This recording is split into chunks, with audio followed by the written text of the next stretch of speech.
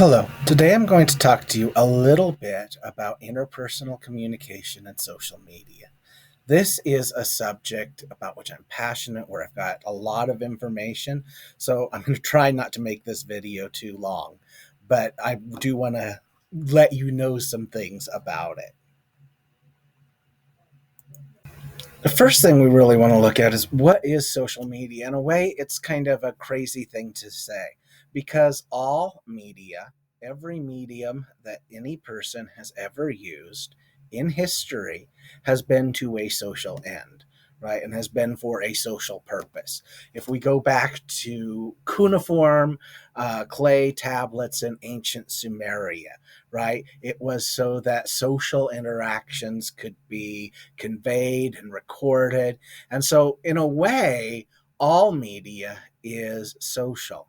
But when we talk about social media, what we're really thinking about a lot of times is places wherein the interaction between users of the media and creators of the content are intertwined, so that and people who share the content, so that one person connects with another person over this medium, and they can talk to each other to a certain extent.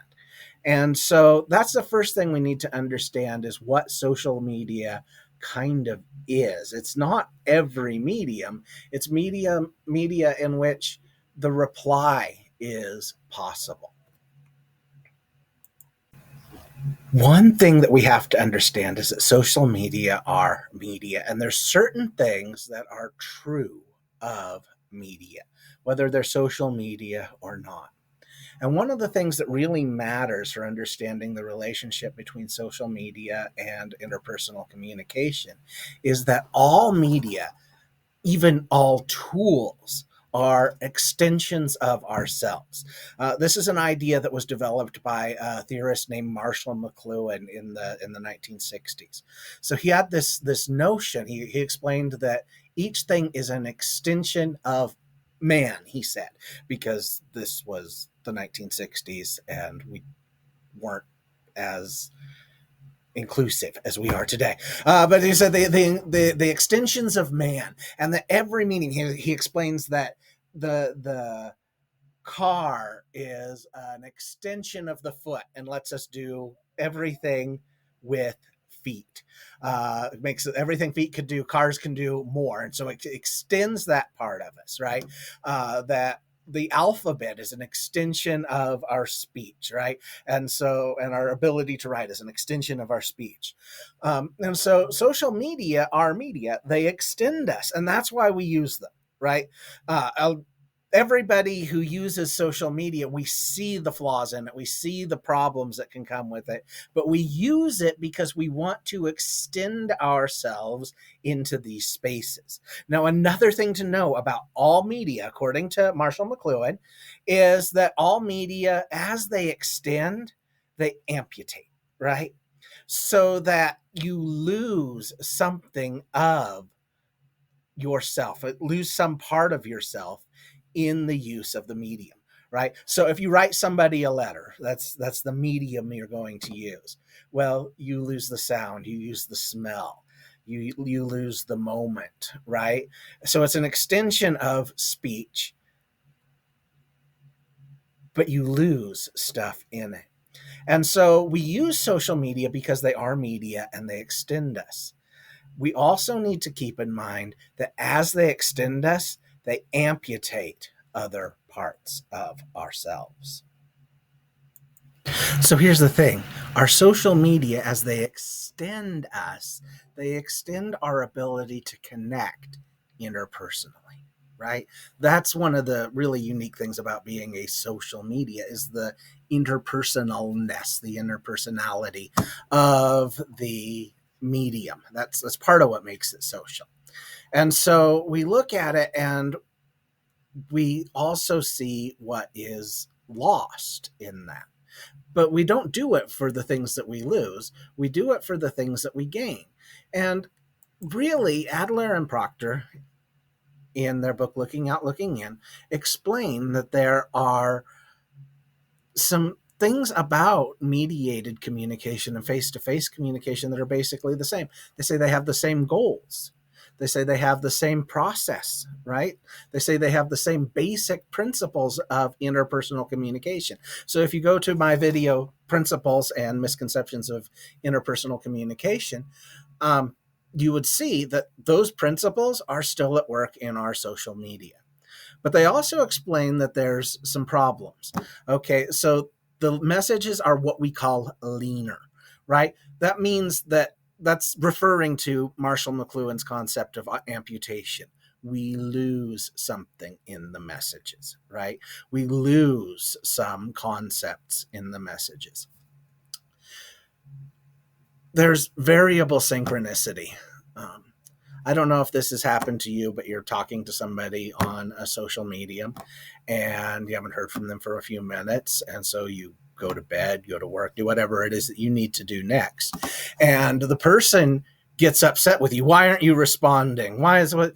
And it's because it's not a synchronous medium, right? When you're face to face, if somebody has left the building, you know. Whereas when you're communicating asynchronously, and what we mean by asynchronously is outside of fixed time. When you're communicating asynchronously, you can have a lot of problems that come up with that. Also, interpersonal communication is permanent. This is a part that really kind of concerns me. I just, before I put up this video, deleted one of my videos on YouTube. But I saw that 14 people had watched it first. I didn't like it. It wasn't very good. I was even, I think, incorrect about some things. So I deleted it. But yeah, 14 people had watched it. Now, I deleted it, but I don't know that they didn't somehow download it or something like that, and that there's not some record that we always did it. And that's another downside of a lot of mediated communication. In fact, it's mostly a downside. Sometimes it's a good side. I use Google Voice for my text messaging, all my text messaging if I can. And one of the reasons I use it is if I've heard from a student or I've heard from a colleague and they've told me this thing, and then they come back later and say, no, that's not what I did, or that's not what I said. I can say, see, no, this is it right here on my phone. So, there's the permanence has some good and bad about it too. But we use them to connect interpersonally. So Adler and Proctor have put in their book some of the ways that they talk about one social medium, which is text messages, and how they're used. And so you can see that we have friendship maintenance on there, right? Practical arrangement, information, social arrangement. All of these things are useful tools for the social medium, right? And so that's why we use them. We use them because they make sense for us to use. Sometimes, though, it's not the best. I don't know if this happens much with you, but I know for me, sometimes I've sent somebody a text message and it's totally innocuous, something like I'll be there at 5. But suddenly they read it as impetuous or angry, or like I'll be there at 5, and they're mad, and they read me as being mad. And when that happens, I can look at it and I can say, now it does happen that there are misunderstandings in face-to-face communication as well. But when this happens, it happens a whole lot more the leaner the messages get. So the less information is in the message, the more useful it is at some time. I love text messages. Don't get me wrong. I think that I lived without them for 25 years or something like that before I ever had a text message. And let me tell you, life is better with them because you don't have to call somebody and invade their space, and they can get to it when they get to it. So many great things about text messages. But I also know that they have increased our ability to confuse our communication. So I'd like to hear from you about your use of social media and what you think about social media. If you're one of my students, this video is probably appearing in our online course system, and I would like you to talk in the message prompts about what social media you use. So, text messages, Facebook, Twitter. Twitter doesn't exist, it's X now. YouTube, what social media you use, how you use it, and the ways in which you feel that you are extended by using this, and the things that you feel like are amputated because of this.